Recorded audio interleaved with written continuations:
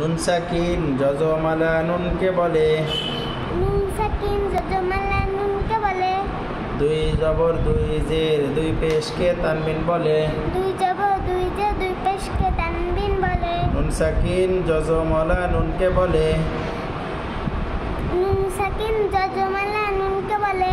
যজমওয়ালা নুনকে বলে, তাই না? যজমালা নুনকে বলে। আচ্ছা, তার মানে যে নুনের উপরে যজম থাকে তাকে কি বলা হয়? নুন সাকিন। কি বলা হয়? নুন সাকিন। নুন সাকিন। যদি যজম মিমের উপর থাকে তাহলে কি বলা যাবে? মিম সাকিন। মিম সাকিন। যদি বার উপর থাকে বা সাকিন। বা সাকিন। যদি এর উপর থাকে ইয়া সাকিন। ও আর উপরে থাকলে অ সাকিন। হ্যাঁ, তার মানে যে হরফের উপরে থাকবে সেই সাকিন, তাই না? তাহলে নুন সাকিন কাকে বলে? যজমালা নুন নুনকে বলে। নুন সাকিন কাকে বলে?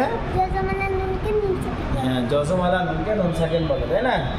আর তানবিন কাকে বলে? দুই জবর দুই জবর দুই জের দুই পেশকে তানবিন বলে, তাই না? আচ্ছা, এবার বলেন নুন সাকিন ও তানবিন চার প্রকারে পড়া যায়।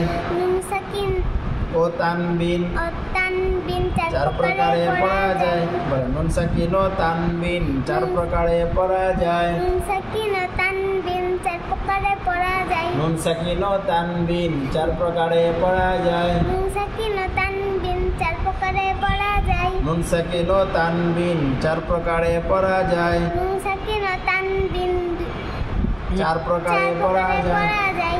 নুন সাকিন ও তানবিন চার প্রকারে পড়া যায়। নুন সাকিন ও ও তানবিন ও তানবিন চার প্রকারে পড়া যায়। আবার বলেন নুন সাকিন ও তানবিন চার প্রকারে সাকিন যজমওয়ালা নুনকে বলে।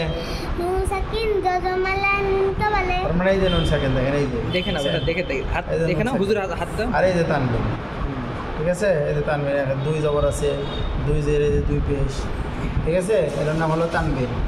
তাহলে নুন সাকিন কাকে বলে? দুই জবর আই নুন সাকিন যজমালা যজমালা নুনকে নুন সাকিন বলে। তানবিন দুই জবর নুন সাকিন, এই যে নুন সাকিন, হ্যাঁ এই যে নুন সাকিন এখানে আবার দিয়ে দিছে, হ্যাঁ ও তানবিন, এই যে তানবিন। পড়ার নিয়ম চারটি। চারটি। হ্যাঁ, এখন এইভাবে মুখস্থ করাতে গেলে আমার মতো হবে না। না না